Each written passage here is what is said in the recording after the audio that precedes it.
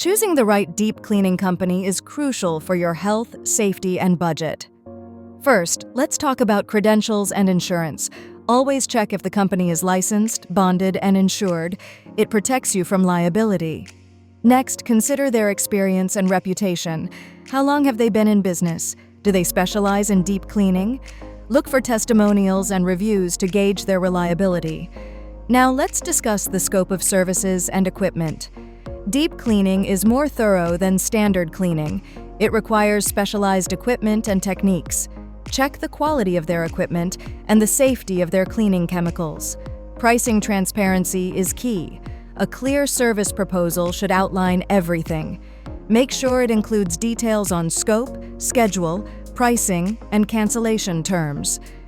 Beware of companies that provide vague estimates or ask for large upfront payments. Communication is vital. How do they manage quality control? How often will they report to you, and how do they handle feedback?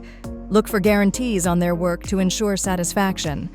Now let's identify some red flags to watch out for. No written contract, unclear pricing, or a poor review history are all warning signs.